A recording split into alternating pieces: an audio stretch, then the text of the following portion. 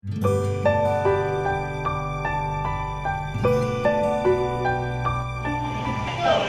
selamat datang Bapak, Ibu, dan adik-adik semuanya di Museum Rumah Kelahiran Bung Hatta. Dan di sini Kak Yosi akan memberikan penjelasan kepada adik-adik, kepada Bapak Ibu guru tentang Museum Bung Hatta dan tentang Bung Hatta. Sebelumnya Kakak ingin bertanya, apakah adik-adik tahu siapa itu Bung Hatta? Siapa itu Bung Hatta? Proklamator, wakil presiden yang pertama, pahlawan Indonesia, ya. Nah, jadi Bung Hatta, proklamator kita, pahlawan kita tersebut lahir di rumah ini pada tanggal 12 Agustus tahun 1902, yang mana dilahirkan dari seorang ibu yang bernama Ibu Saleha dan ayah yang bernama Bapak Jamil. Tetapi Bung Hatta dalam umur 8 bulan sudah menjadi anak yatim karena ayah beliau Muhammad Jamil tadi meninggal di umur 30 tahun. Setelah itu Bapak Hatta mempunyai ayah tiri namanya Haji Nim, aslinya orang Palembang, ya. Nah, jadi Bapak Hatta itu di rumah ini cuma 11 tahun sampai SD saja, karena SMP-nya Bapak Hatta melanjutkan di Padang, SMA di Batavia. Ada yang tahu Batavia di mana? Jakarta. Bagus.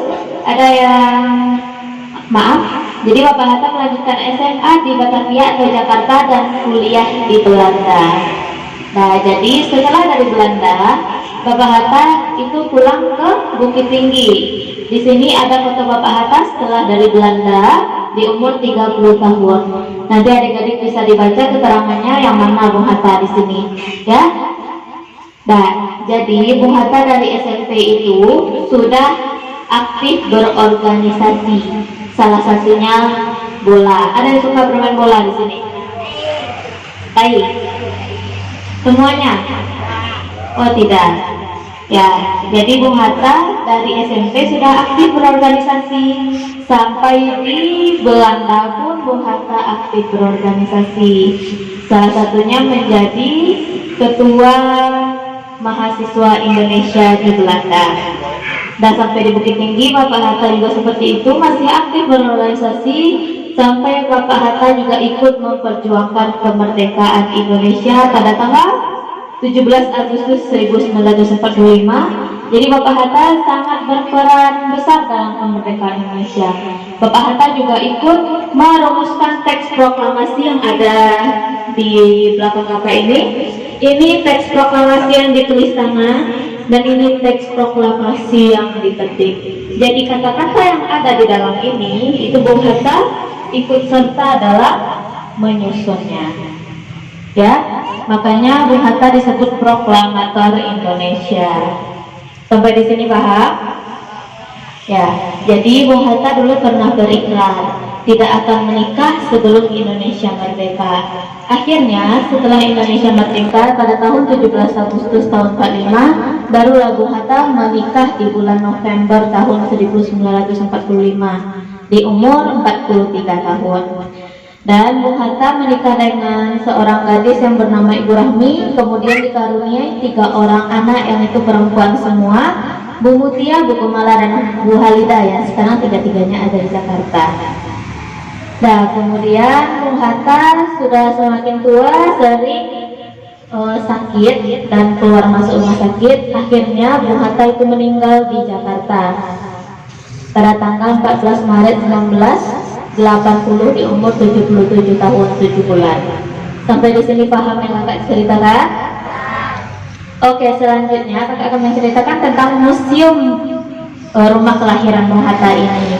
Jadi ini adalah rumah keluarganya Bung Hatta. Jadi Bung Hatta lahir di sini, tapi rumah ini sudah tidak asli lagi, tapi mirip dengan yang aslinya. Yang aslinya nanti adik-adik bisa lihat dan di foto tersebut. Nah, jadi rumah ini dibangun kembali pada tahun 1995, ya. Dan bentuk rumah ini itu mirip dengan yang lama, biarpun tidak asli lagi. Isinya pun sudah replika, kecuali satu ada sumur, itu ada di kamarnya Paman Idris, nanti Kakak ceritakan. Kalau kita berkunjung ke museum ini, kita bisa mulai dari depan dulu. Di depan itu ada kamar belajarnya Bung Hatta. Jadi dari dulu Bung Hatta waktu berumur 5 tahun sudah pengen masuk sekolah, tapi Bung Hatta tidak diterima di sekolah tersebut. Makanya Bung Hatta punya kamar belajar.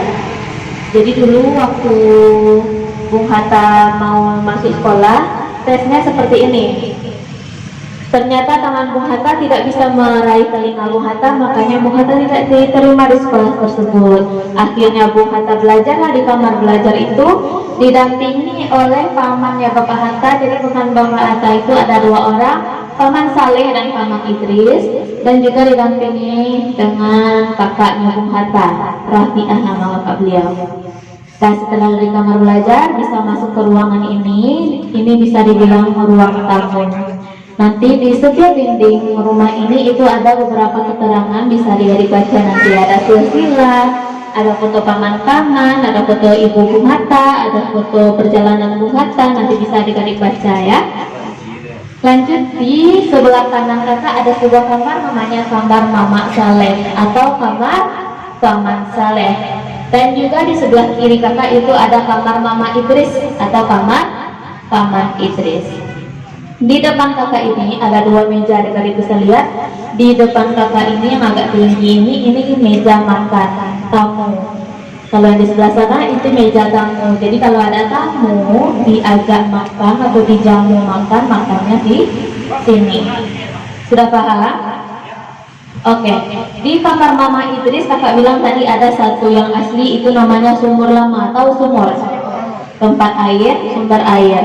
Jadi kenapa letaknya ada di kamar Paman Idris?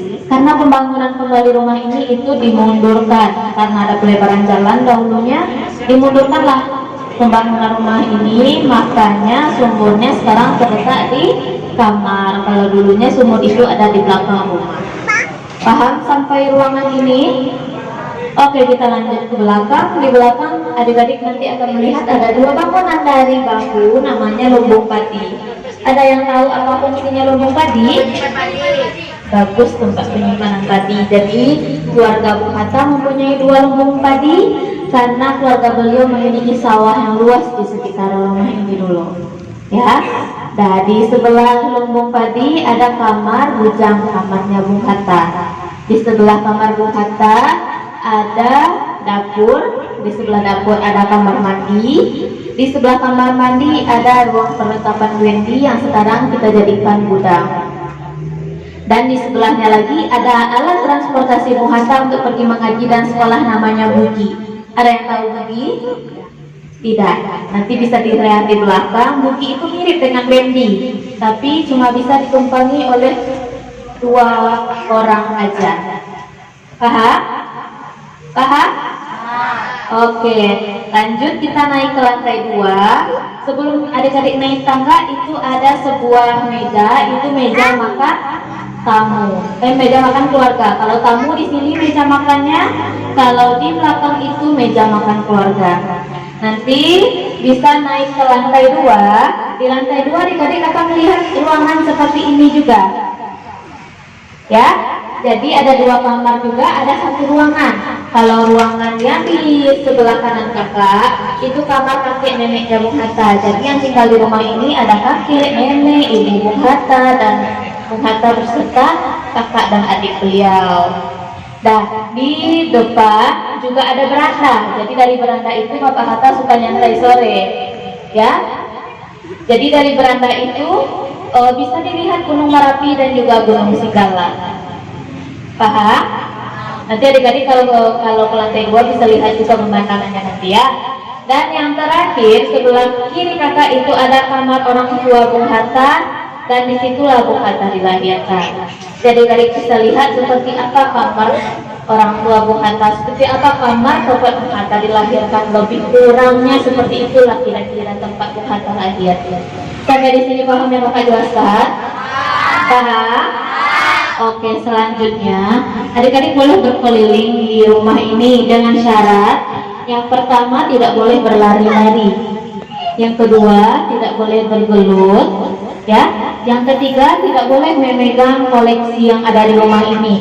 Apapun yang ada di rumah ini itu tidak boleh dipegang, ya. tidak boleh duduk di sembarangan tempat, dan harus patuh dengan gurunya. Sudah paham adik-adik semuanya?